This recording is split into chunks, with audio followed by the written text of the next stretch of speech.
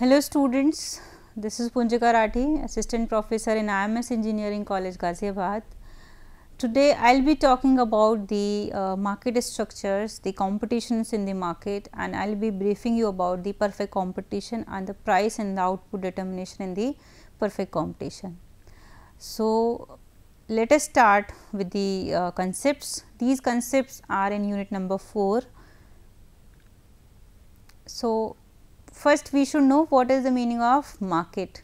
So, market is the arrangement where the buyers and the sellers are interacting with each other to buy and sell the product at a agreed price and for a price, and they want to satisfy their needs. Yes. So, it can be a place, it can be a phenomena, or it can be some arrangement in which they are dealing, they are interacting. It can be physical one, it can be virtual one. The characteristics of market, how the market is, we can define different markets on the basis of the competitions, how much competition is there in the market and how many players. The competition is defined in the form of the in the number of players. The competition is dependent on the number of players in the market. The nature of product, what kind of product is it a luxury goods, luxury product, or durables or non-durables or necessary product? That also defines the how much the competition would be, whether it is a protected industry or not. The number and size of the buyer, what is the size of the market? So, as per the size of the market would be characterized. How much there is freedom to entry and exit, it means there are there some barriers or not, or there are interventions of the government or not, or the government policies which they are regulating, like how many players can enter or can exit the market.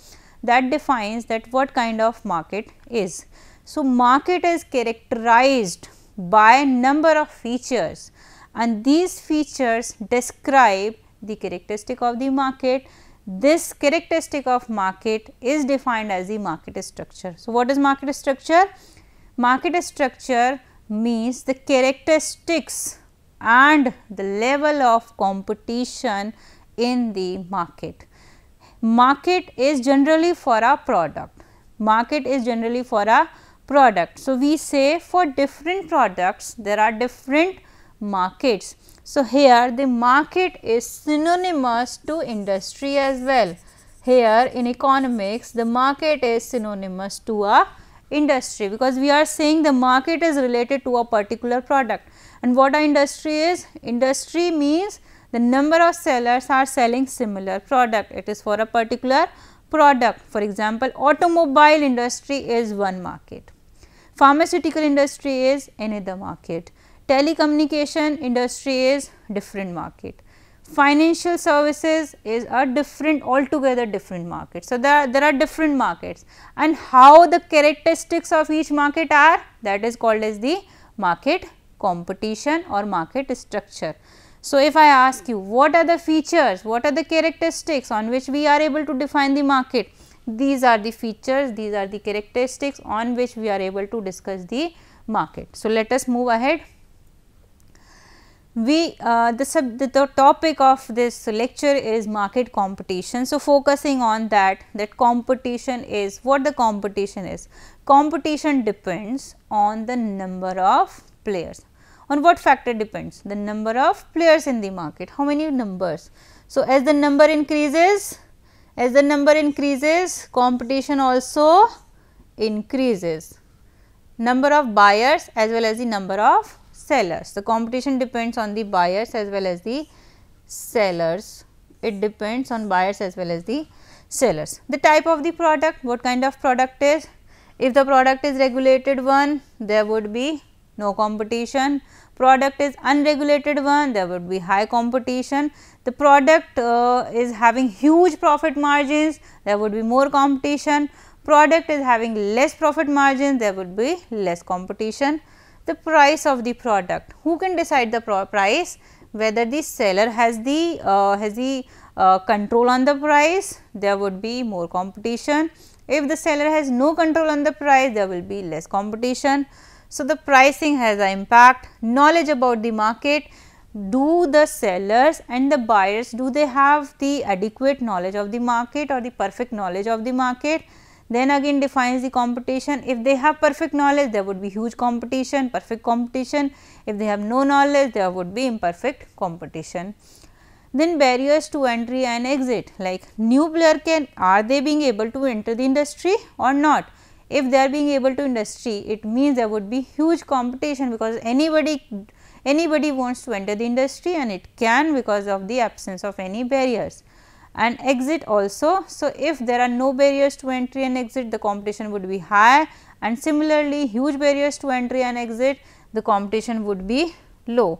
So, this has a positive relationship with the competition. Knowledge is also having a positive relationship with the competition. Pricing, control has, if they have control, there would be less competition, and if they have more control, there would be less control, there would be huge competition. So, this is how the competition is changing in the market accordingly as these features are changing. So, now what are the types of competition? As we have discussed the the criteria of competition, let us discuss the types of competition in the market. What are the different types of competition in the market? So, in the market, the competition is of two types. It is perfect or it is imperfect competition. When we say perfect, let us first start with the perfect competition, because when we are able to understand the perfect competition, then only we will be able to understand the imperfect competition. So, perfect competition, as we say perfect, if we say somebody is perfect, it means that it is having some particular features which are missing in all other people or other variables, other phenomena, other arrangement. When we say perfect, it means it is having some features. Number one point is that it is having some features which is there in perfect competition and which are not there in the perfect competition, the imperfect competition. That is why it is imperfect. The name is imperfect. Here the name is perfect. Perfect matlab it is good from any point of view. Everything is quite perfect for that particular phenomena.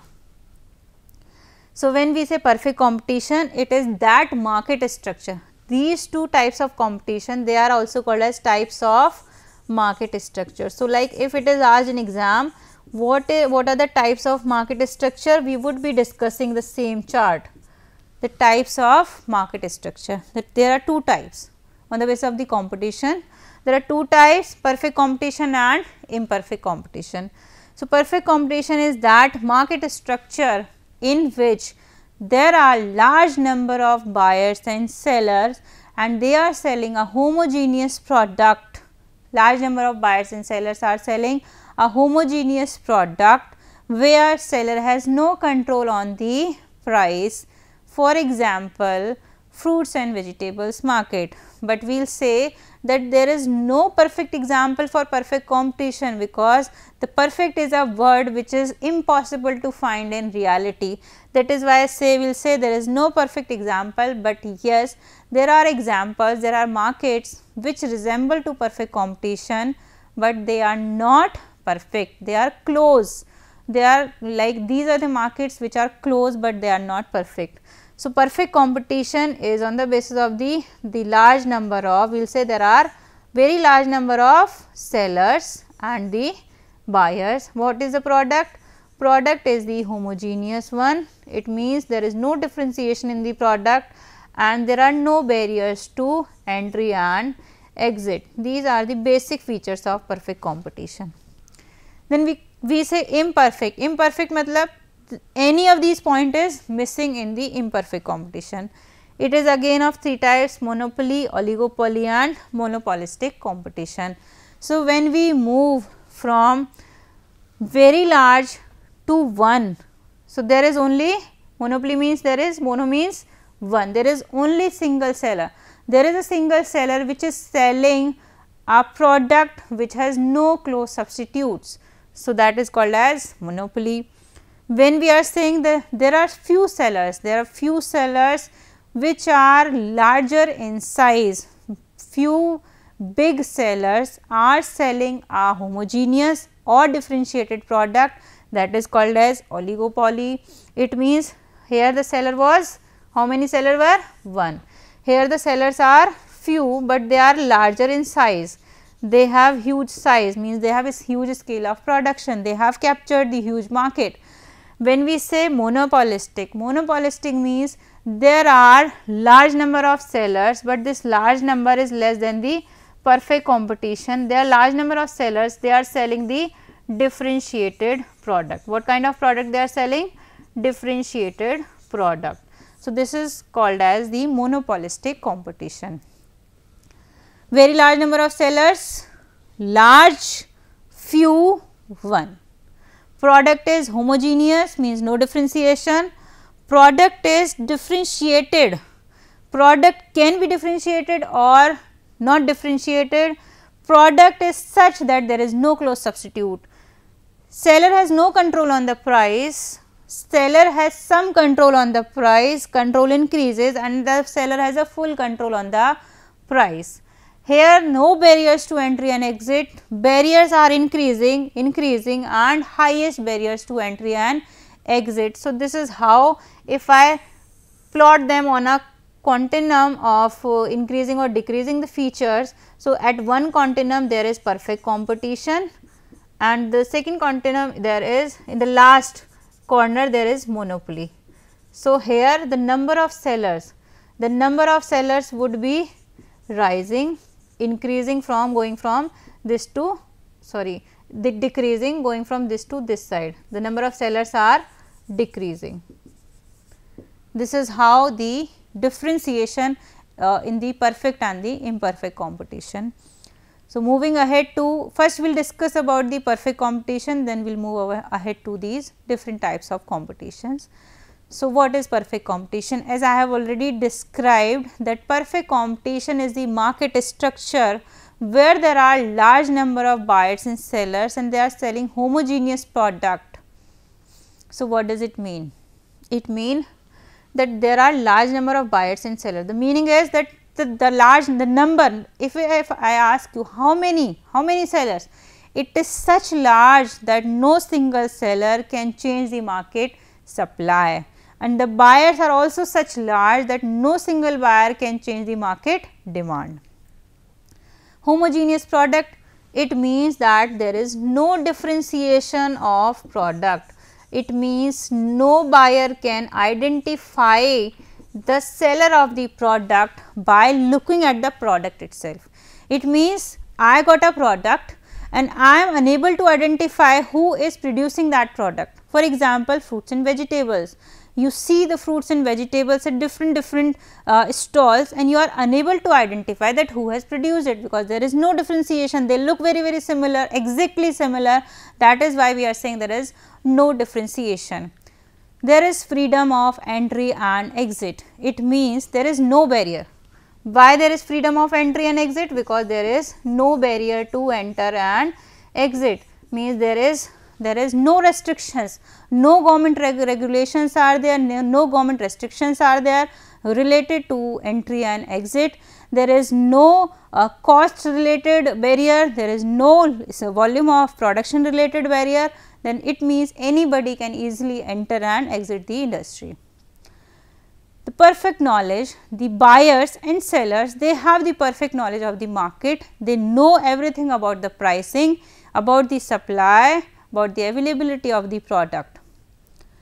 The perfect elastic demand curve. When we say demand curve is elastic, it means the price elasticity of the perfect competition is equals to infinity. And if we can recall, how was the demand curve in when EP was infinity? The demand curve was a straight line, horizontal line, which was parallel to the x axis when we have taken Q on x axis and price on the y axis. So, the demand curve in that case when the EP was infinity, it was a straight parallel line parallel to the x axis. So, this is how the demand curve looks in case of the perfect competition. Like if a question is being asked, like what should be the shape of the demand curve in case of perfect competition? So, you will answer it is a straight line which is parallel to the x axis, straight horizontal line. Here the seller is a price taker. Price taker means that seller has no control on the price. So, if I ask you, because we are saying that seller has no control, so who determines the price? How the prices are determined? In that case, we will say that the prices are determined by the forces of demand and supply, and how the demand curve is falling downwards, supply curve is rising upwards, and how the prices are determined by the interaction of the demand and supply, which we have discussed in the market equilibrium segment of unit number 2. So, the market price are determined by the demand and supply forces, and it is on the basis of demand, market demand and supply. So, if market demand and supply are changing, the market price would also be changing. So, seller has no control on the price, and similarly buyer has no control on the price. Seller is called as the price taker in the perfect competition. There is perfect mobility of the factors of production. It means the factors of production are perfectly mobile, they can move from one seller to another seller. There is no government intervention, it means that there is no restriction on entry and exit, kind of barrier, there is no barrier. Then to discuss the profit and output determination in perfect competition, we need to understand that how the profits are determined and how we say in economics that what kind of profits are there. So, there are three situations of having the profits. A seller can have supernormal profit, normal profit and supernormal loss. When average cost is less than the average revenue, if this is the condition, there will be supernormal profit. How we analyze the profit? When the revenues are greater than the cost. So, this is the situation, which is very general situation. Normal profit, when average cost is equals to average revenue, this situation is called as a break even point. It means that there is no profit actually. Normal profit means there is actually no profit, no loss, that is called as break even point. Supernormal loss, when average cost is greater than average revenue. So, it means that this seller is having losses. Here in economics, we call it by supernormal loss. Then we need to understand what is the condition of optimum output. So, these are two conditions of optimum output, that MR should equals to MC, marginal revenue should equals to marginal cost, and second condition is that marginal cost should intersect marginal revenue from below. What does it mean? It means that if it is the marginal revenue, here is the output, here is the cost and revenue on this axis. So, if this is the marginal cost, so marginal cost, suppose it is going like this, marginal cost is going like this, and there are 2 points A and B. So, the condition number 1 is there at point A and point B, but as per the optimum output condition, we need to find out these two things at the same place, same point of time. So, condition 1 is saying that MR should be equals to MC. So, at at A and B, both the points, the condition 1 is fulfilled, but condition 2 is saying that marginal cost should intersect marginal revenue from below, and it is fulfilled at point number B. So, optimum output would be equals to OQ, and how we have determined? By applying these two rules. So, whenever we need to calculate the optimum output for the seller, we will be using these two things. We need to ensure that the marginal cost should equals to marginal revenue, and marginal cost should intersect the marginal revenue from below. So, to determine the price and output for the seller in perfect competition, there are three situations. One is called as under very shorten, very shorten. So, very shorten is that time period in which no seller is able to adjust its supply. It means the demand and supply, they remain constant in that situation. It is a very short time period, maybe a day's time, because in day's time the seller cannot adjust the output whatever he wants to sell in the market. For example, the quantity of fruits which a fruit seller is having at his stall, it would remain constant for that day, and he cannot change it in that day, it will remain same for that day. So, how the prices are determined for that day only, that is called as very short run. So, how the prices are determined? This is the market and this is the seller. So, how the market price is determined? By the forces of demand and supply. So, what would be the equilibrium price? This line is indicating the equilibrium price where the demand and supply are equal, and what price seller has to take to sell the product? He has to take the same price which is determined by the demand and supply forces. So, this is the price, means the price is 7 rupees. He has to sell the product at 7 rupees only, and whatever the seller, the quantity he is having at his stall, he has to sell the whole quantity at the same price, otherwise he will be having losses. Yes. So, this is how the prices are determined in the very short run. Then comes the second situation. If you have analyzed, in the short run he is not able to adjust the output. Why? Because I have already said that the output would remain constant. So, there is no need of determining the output for the seller, because output would remain constant for a period of time, for the short period of time.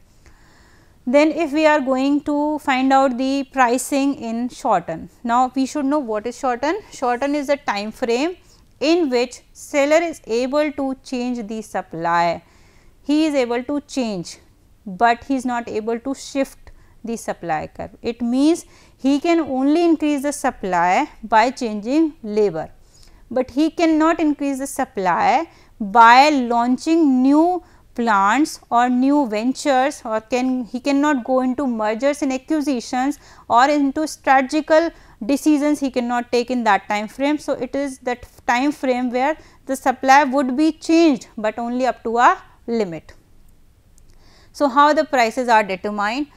So, to determine the price, we need to understand one thing, that there is a relation. We need to understand that there is a relation between average revenue and marginal revenue. What is average revenue? This we have discussed in unit number 3. Average revenue is equals to total revenue upon Q. And what is marginal revenue? The change in total revenue by change in the total quantity when the quantity changes by 1 unit. So, what is the relation? If AR is falling, MR would also be falling. The relationship is AR is falling, MR will also be falling, but the rate of fall in MR would be greater than AR. So, it means if AR is falling, MR would be falling, but the slope would be highest in MR as compared to AR. This we have to understand, first thing. Second thing, we need to understand what is the relationship between AR and price. So, average revenue is equals to what? Total revenue upon Q. And what is the total revenue? Price into quantity. So, if Q is cancelled, so it will be equals to P. So, average revenue would be equals to P. And the second relation between AR and MR is, if AR is constant, if AR is same, MR will be equal to AR. This we have to learn, then only we will be able to apply, we will be able to find out the optimum output. So, what we have to learn? The relation between AR and MR, and what is the relationship between AR and price, and the relationship is that average revenue will be equals to the price. Okay. So, for finding out the price and output in the short run, what we do? What are the steps we take? First, we plot these two curves, one for market and one for the firm, for market and for the firm. Here we will take quantity, here we take price and revenue, price, revenue for R and cost for C. So, how the demand and supply forces interact?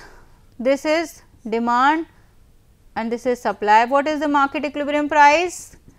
It will be by the interaction of demand and supply. So, what would be the equilibrium price? It will be equals to OP, here it will be equals to OP and it is the price. And what is the relationship between price and AR? As we have discussed that it will be equals to AR also, price equals to average revenue. So, this price is actually, this price line is what? It is the average revenue line for the seller. Okay. Now we have to plot. So, first we have determined the market price, then we have plotted the average revenue, then we will plot the marginal revenue and marginal cost. As I have said, if AR is same constant, the MR would also be same, it means this line is also equals to marginal revenue for the seller. Yes. Then marginal cost, we have discussed in the unit number 3 that marginal cost would be a line which is a it is kind of this line, marginal cost. Okay. So, the point where marginal cost and marginal revenue are interacting, that line would be going to give us the optimum quantity. At this line we have to compare two things. What we have to compare for this quantity OQ, will be comparing two things, average revenue and average cost. So, let us see how we plot this in the coming chart. So, what we do? We plot these things. In this chart we can see this is the average revenue determined by the interaction of demand and supply, as we have discussed earlier. This is the marginal cost, J-shaped curve, this is the average cost, this is the average cost of the seller. So, how the optimum output is determined, where MR is equals to you can see how MR and MC are intersecting. So, that gives the optimum output. So, this is the optimum output, and for this producing this quantity, how we have to compare average revenue and average cost.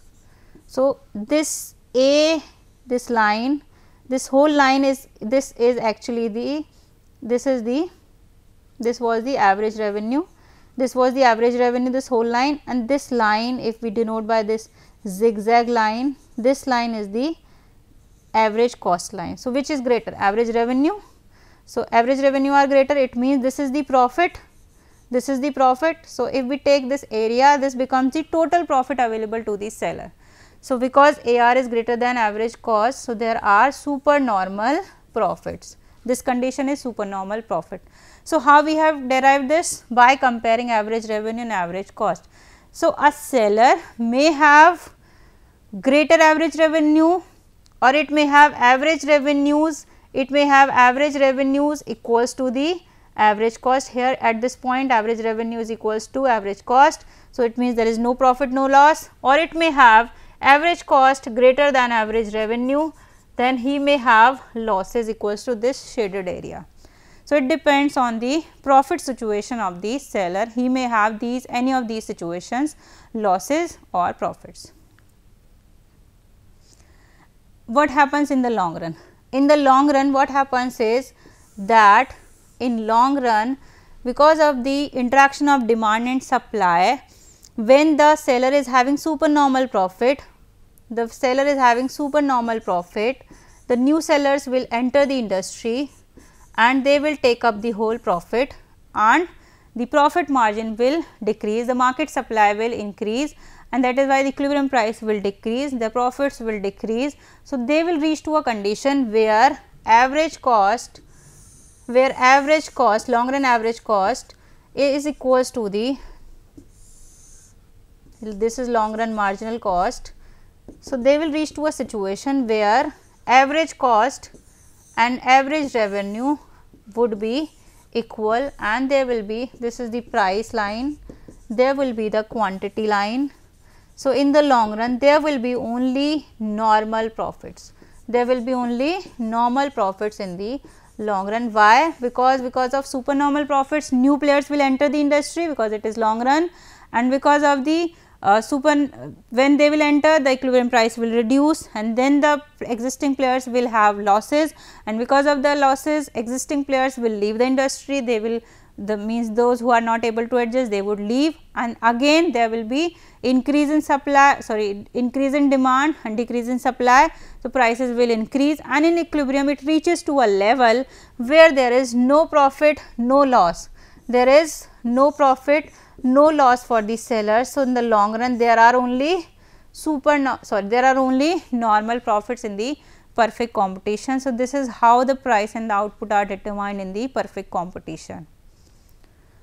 So, examples are stock market, fruits and vegetable market, fish market, I hope the pricing is clearly visible and understandable. Thank you and be happy, be safe.